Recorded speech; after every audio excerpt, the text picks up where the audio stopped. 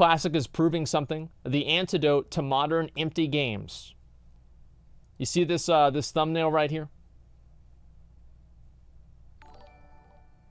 WoW Classic is alien Wait a second. to the Wait a second. I want to look at the thumbnail. There. That's me right there. That's your motherfucking boy Asmongold. Somebody made an entire video with me on the title. I love it. Okay, let's start. And we're going to go over to Sonaris, and then we'll run over there together. We need a lot of people to come do this, so please join up for King Mosh. We need a lot of people. WoW Classic is alien to the trends of modern gaming. Its recent media success, dominating Twitch and other platforms, shows us that many players do crave a sense of meaning in their games, that they're tired with games that frankly try too darn hard to keep them engaged. It shows a yearning for an older way, Trying too hard, that's a good way to look at it. It reveals a design blind spot, one that is a looming problem and one that will continue to lead to players burning out of video games. It's about right. I already fucking agree with this. Hey everyone, and welcome back to another deep dive episode, the weekly show where we examine the ideas. I want to go back and I want to just look at this picture again, okay? Just real quick. Episode, the weekly show where we examine the and welcome back burning out of video games. 1 second, guys, 1 second. There's this idea that some people have that working in a video game is somehow bad because you should never have to work in a game and it's all play. And I really feel bad for that person because there's something that's really fulfilling and good about actually working towards a goal and meeting that goal. And it's like, honestly, more than that person, I feel bad for their fucking employer. You know, like imagine being that guy's employer and this guy just hates fucking work and he doesn't enjoy it at all and he never wants to do it. It's like, yeah, working in a video game. Yeah, I mean, I think effort is basically synonymous with work here. I enjoy working towards goals, even if they're in games. It's meaningful and it's fun. I wish more people realize that. Hey everyone, and welcome back to another deep dive episode, the weekly show where we examine the ideas and the practices that drive the industry. World of Warcraft Classic is off to a tremendous start. The beta is crushing it when it comes to the game's usual Twitch numbers, with the culmination of years of campaigning seeming to have paid off for fans of the game and for Blizzard. Yeah. So credit to Blizzard for listening to their fans, even though it was not as quick as many would have liked. As I said, WoW Classic is alien to modern gaming trends, including many of the trends that now form the basis of the modern version of World of Warcraft. And this is not the first time that we've seen this happen. Jagex's old school RuneScape, of course, was wildly successful, now far eclipsing the size of the game's more modern version.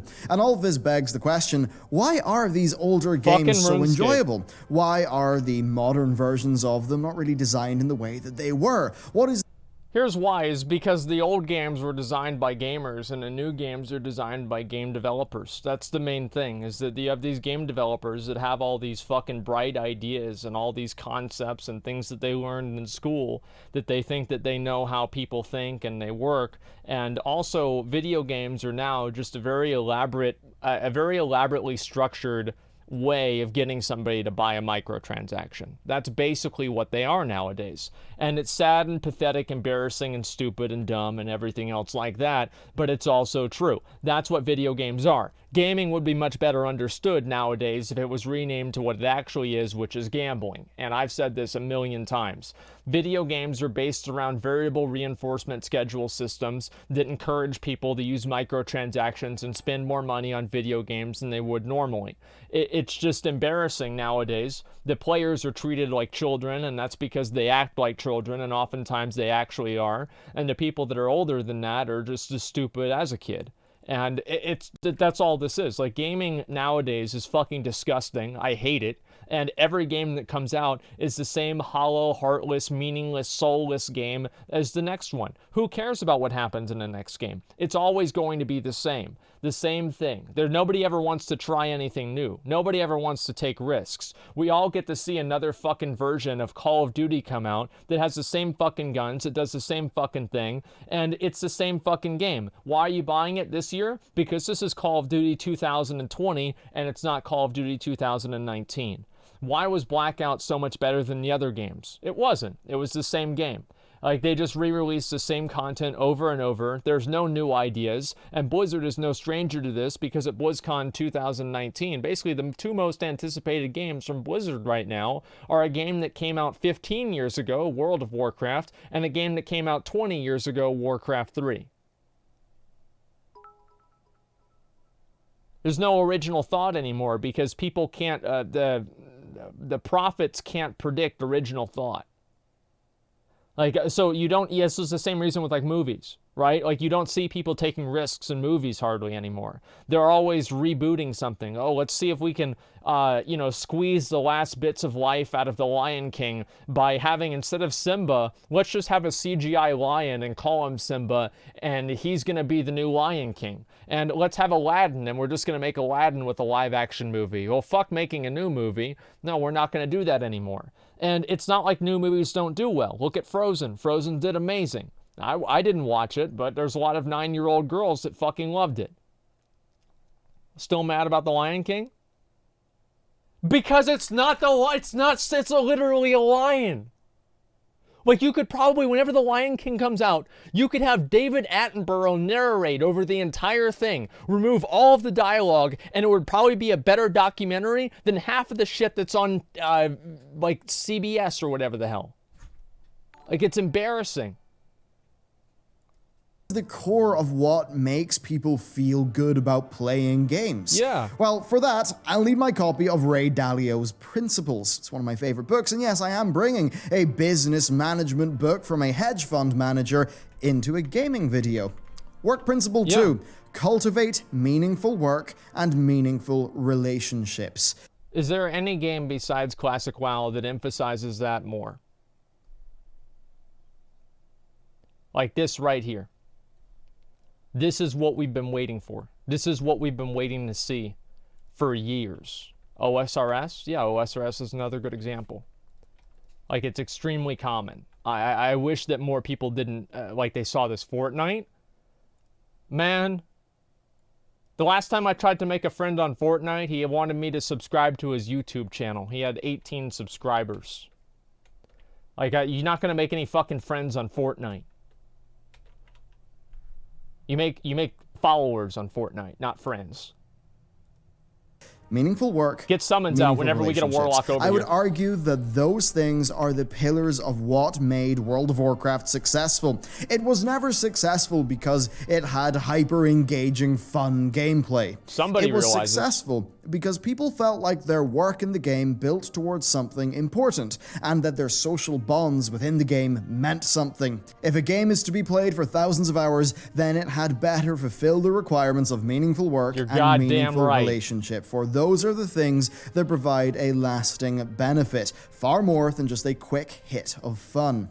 Make no mistake, much of classic World of Warcraft is work. Now, what is work anyway? Really, it's not work is just it's a chore. Doing something, typically for some value in return, be it gardening for happiness, crunching numbers at work for dollars, or tidying the house for peace of mind. We humans, we are beasts of burden. We crave meaningful work.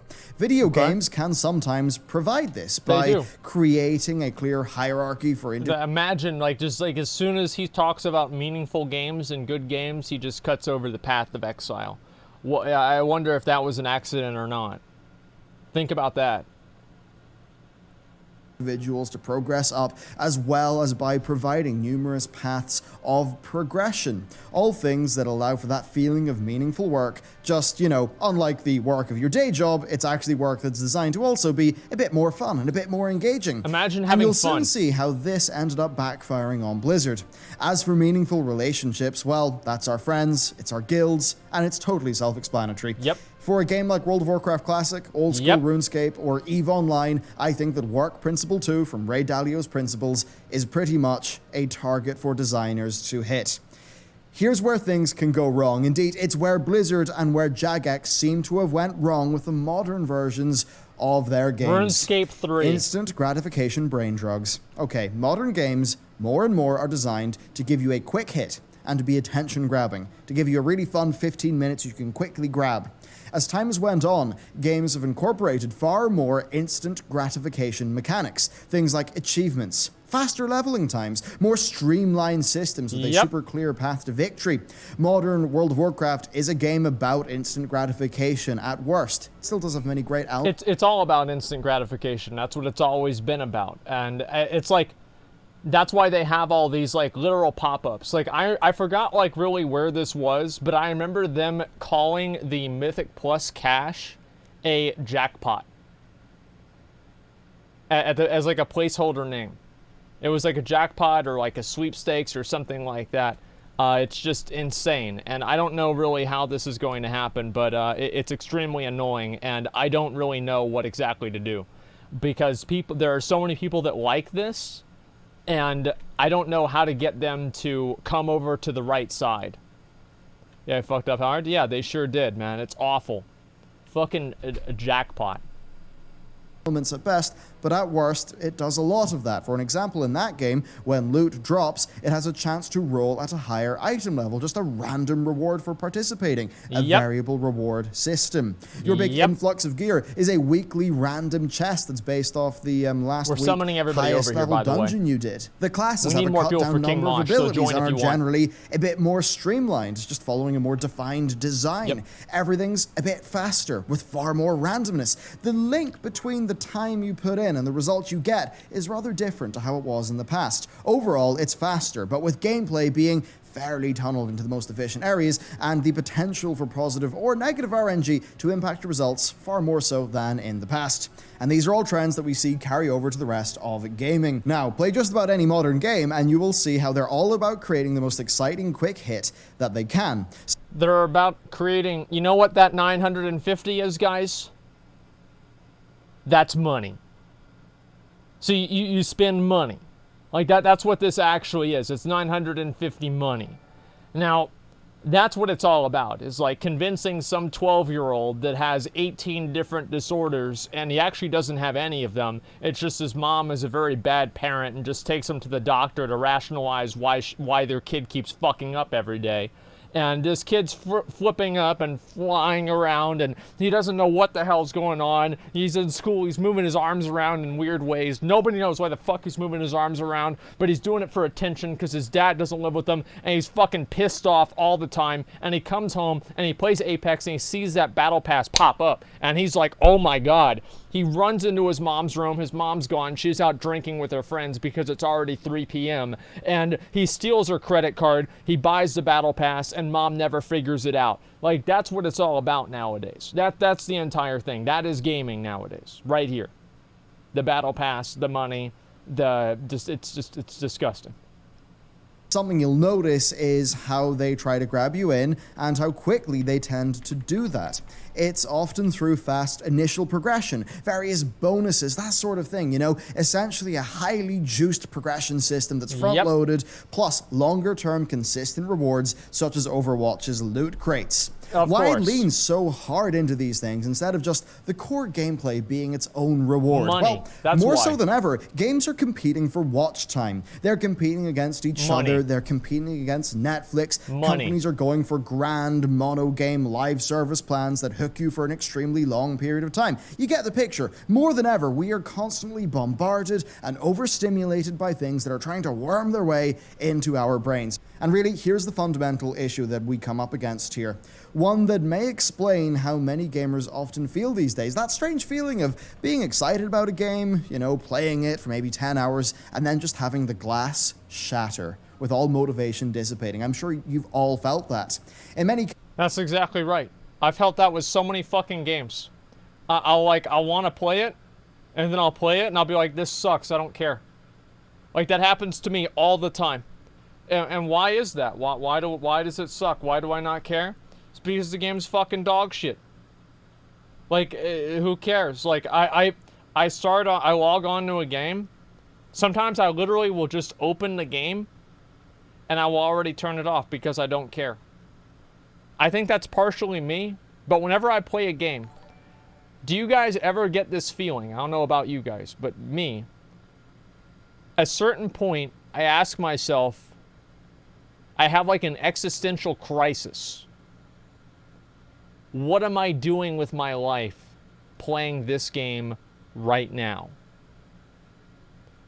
And whenever I get to that point, I stop playing the game. I immediately quit the game. Like that's all it really comes down to. Like I quit the game immediately because I don't care about it. And that's really what it comes down to. I just don't care about it. Cases, this is down to something called the over-justification effect. What is this? Well, it's an effect where an external reward can actually decrease somebody's intrinsic motivation to do something. How does this work? Well, it's down to the difference between an intrinsic and extrinsic reward. Now, an intrinsic reward, that is like the inherent motivation for doing something. For an example, getting better at the game. Gardening outside because it brings you joy, or playing Unreal Tournament purely for the joy of becoming more skilled at the game. An extrinsic reward, well, that is you doing the same thing, but doing it for an external reward. So playing a game, not to get skill, but to earn a skin, or doing that gardening, but doing it for money. And what happens is, over time, your motivation for doing that activity fundamentally shifts away from the intrinsic reason to the extrinsic one. And when achievements.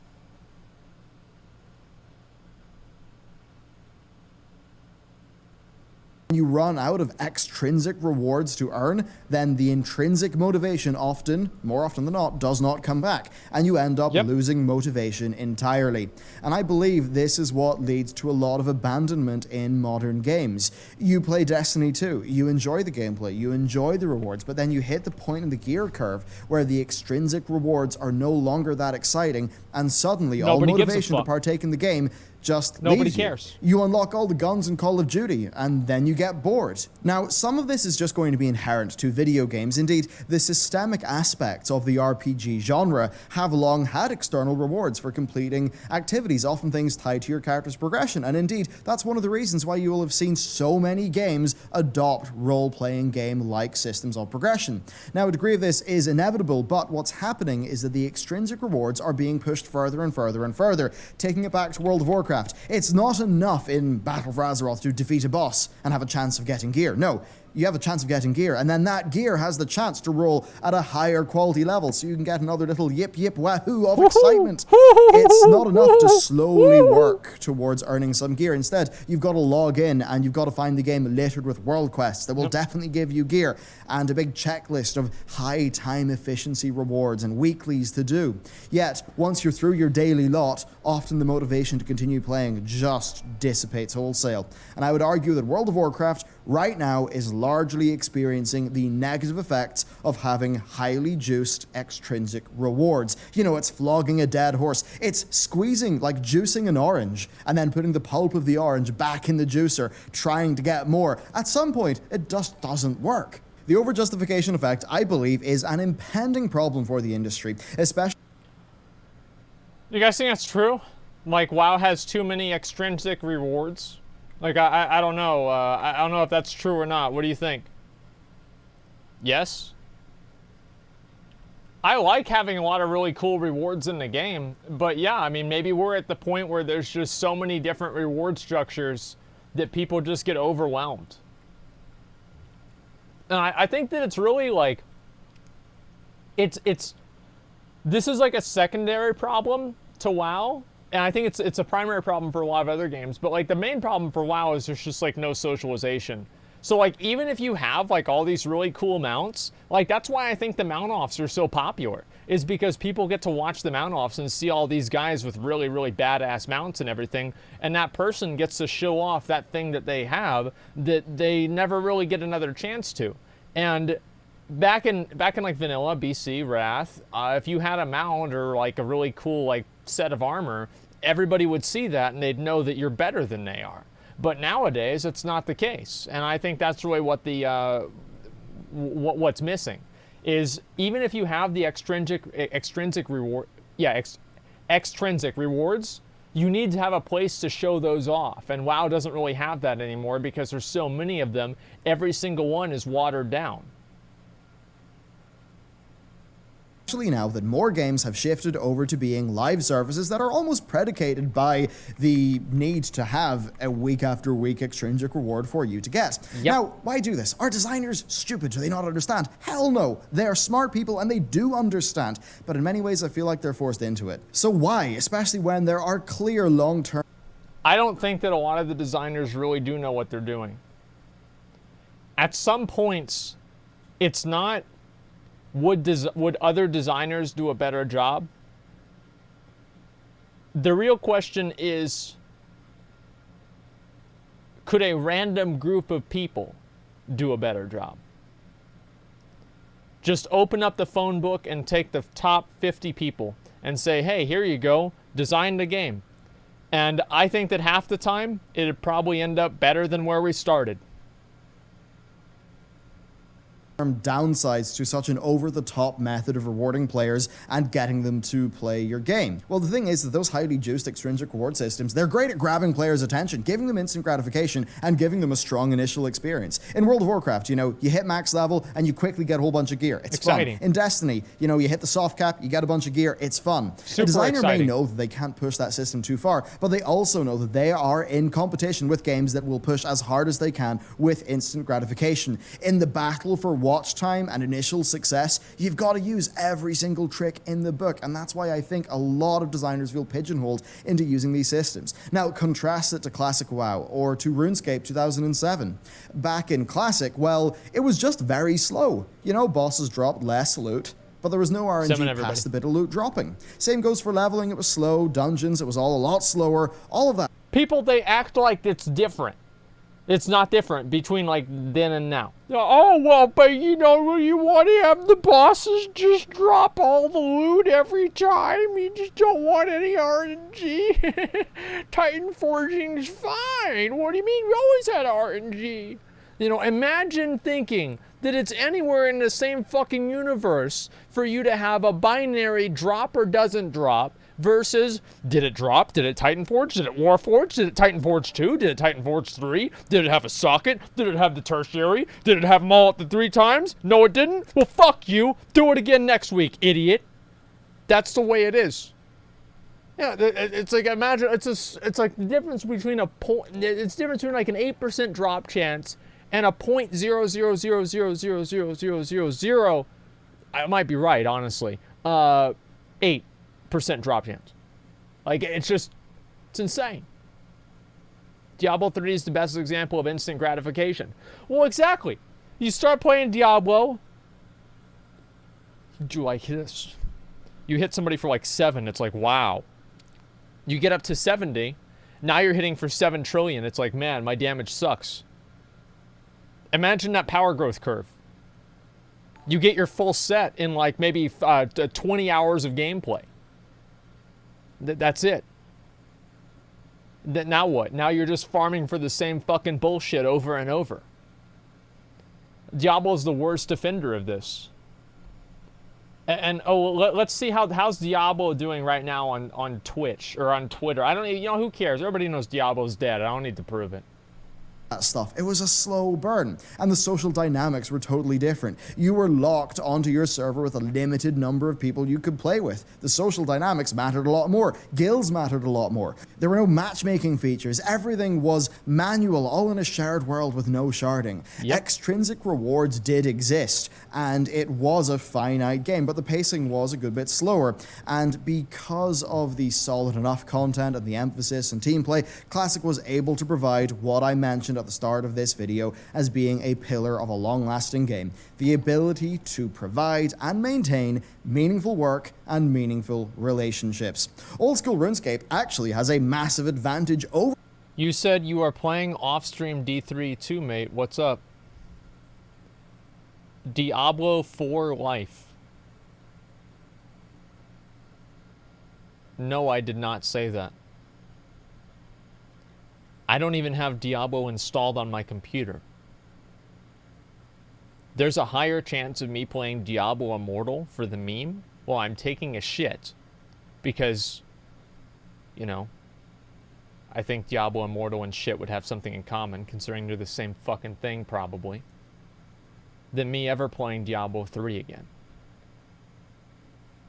I never said I was playing Diablo 3 off stream. The last time I played Diablo 3 was in Season 6. 3 years ago. 2 years ago.